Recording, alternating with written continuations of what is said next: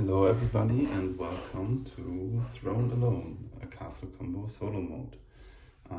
The solo mode was developed by me and you can find it on BGG in the Castle Combo forum section, and it's also a participant of the 2025 BGG solo mode contest. And I will explain the rules as we go. To set up the game, you just set it up like a normal two-person game. You just get your 15 gold and 2 keys, and the automa gets no resources at the start, and everything you need in addition to your copy of Castle Combo is 1d6, just one normal d6, and this will determine which card the automa takes and also which resources it gets. So, and to start, the human player is always the first player, and I just start my turn normally. So let's see what we can do. There's a little bit of orange synergy already here with the stonemason and the guildmaster. So I start by paying 3 gold for the stonemason and put this into my grid. I can of course shove it around. The later it goes, I don't have to be exact about the position right now, so for now just put it here.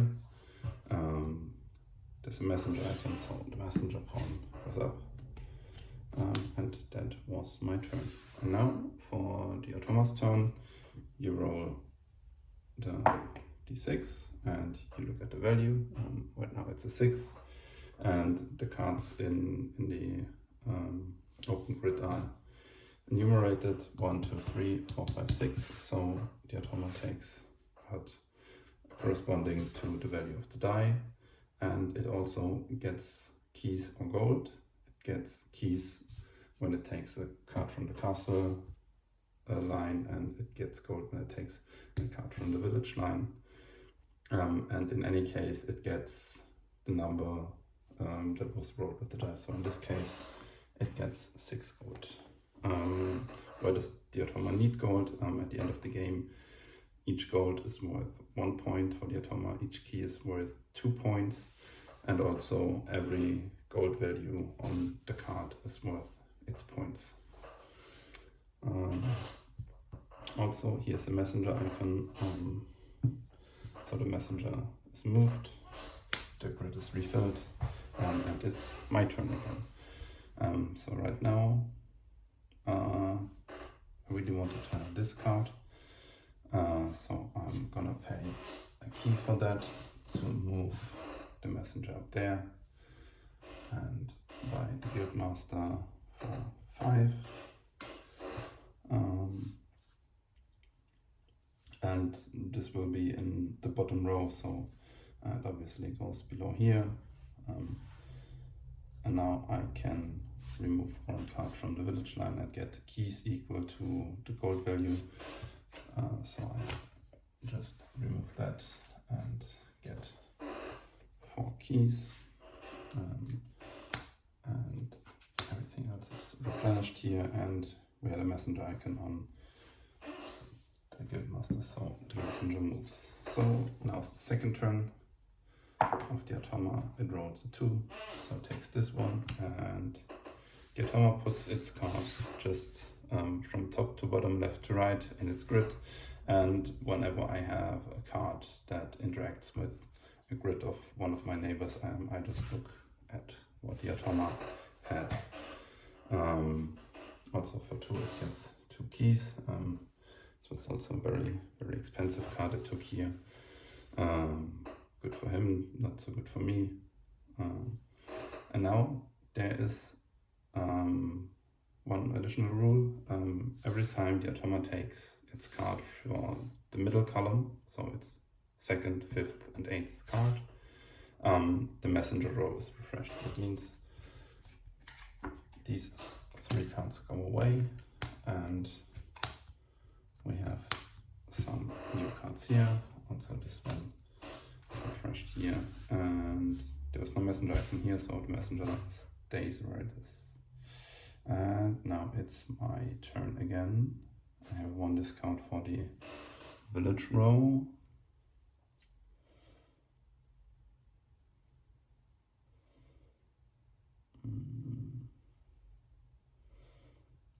I'd really like to get some money in.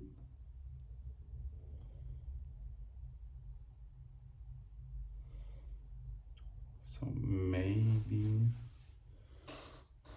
it's this card, or I could use a key and go for this one, which also gives me cards and a possibility to get points if I manage to get purple icons. No, I think I stay with this one. This costs me 1. Ask the question on where this goes. Probably put it here to be flexible. So this is the bottom, so what I can go here and here. And I get 2 because I have 2 red icons. This was my turn. This is nice. No messenger icon, so the messenger stays there. Reroll a 1. So this card goes over here. 1 key for the Automa, and no moving of the messenger icon. I will definitely pay 1 gold for this, the Cannoneer. My opponent does not have any orange shields, so I'll just go with the 2 keys here. And we'll put this in the top or bottom. For now, I don't think it matters, so I go here.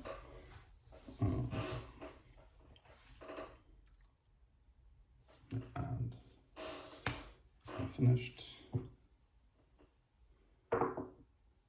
That's a 6, which is really bad. Yeah, Thomas is going to make a lot of points. Very expensive cards. Also rolled 6 2 times. But yeah, we will see. Maybe we can beat it anyways. This is refreshed. Oh, that's yeah. If I have put this there, that would have been really nice to profit from my orange shields. Might still be worth it because I want orange to go here as well, but it's only 2 points, and 1 of the rows is refreshed after the next automaton, so maybe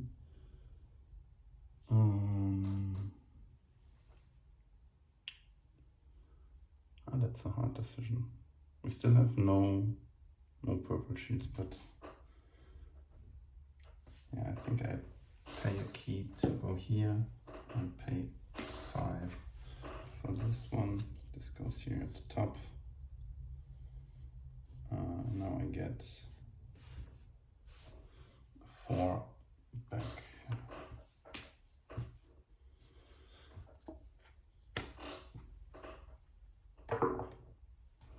That's a 2, which is bad because I wanted this purple card.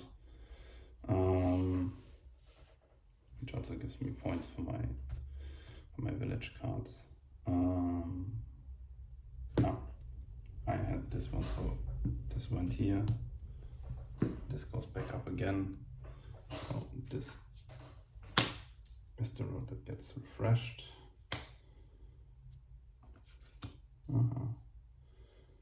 It's a bit more purple. But I'd like to put this here actually.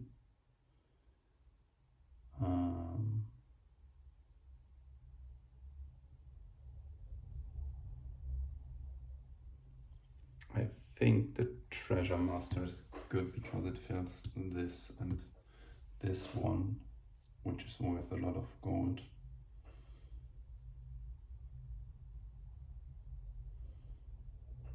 Yeah, let me take this one for 0. And now I can fill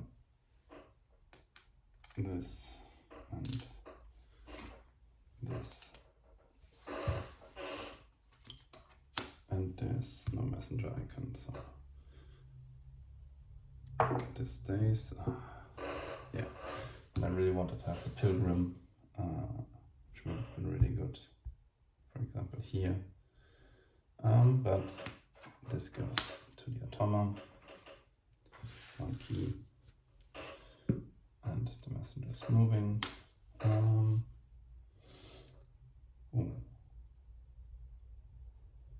The Baron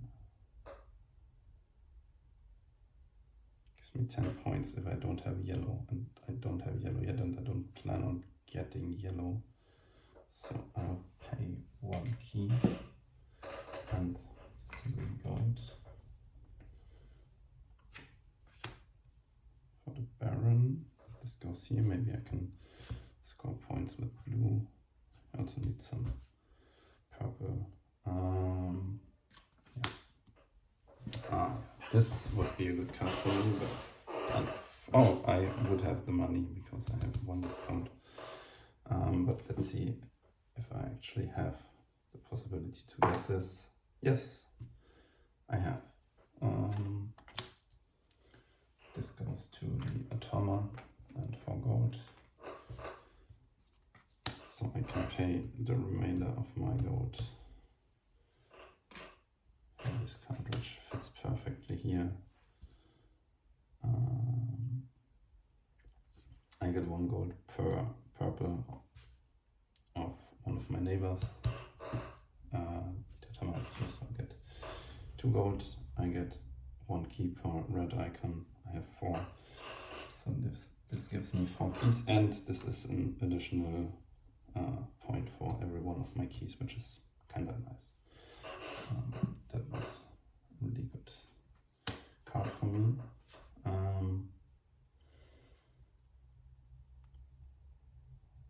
I don't have much money now for the last turn, but we will see.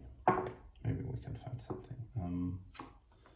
This goes to the Automa. No moving of the messenger, so this one is refreshed. I hope there's something that does not include yellow.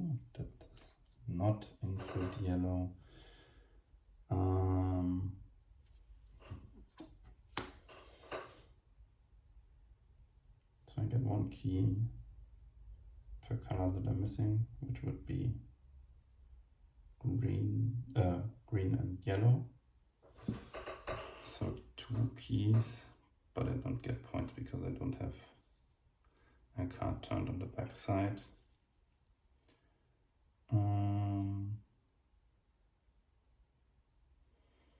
Refreshing might be risky because there are a lot of yellow cards in the deck.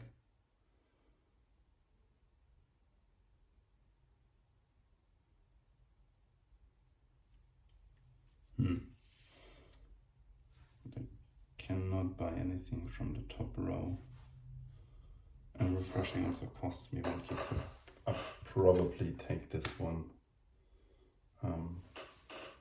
Just get the 2 keys and no additional points, unfortunately.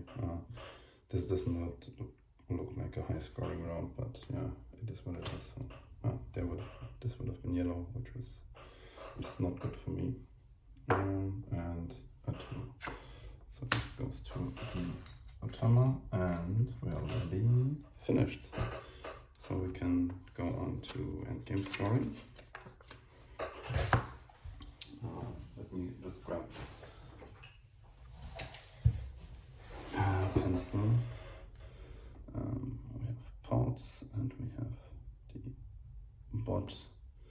So this card gives me 4 points for every pair of purple and orange. Is unfortunately only 1. This gives me 1 per key. I have a whopping 11 keys, so that's 11 points. It's nice. This does not score anything. This is 12 points. This is 8 points. This is 10 points.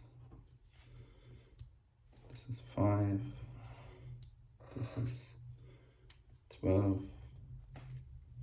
This is 6, and then I have an additional 11 keys, as I said. And we have 15, 17, 27, 35, 45, 50, 60, 62, 68, 69, 79 points. That might be very close.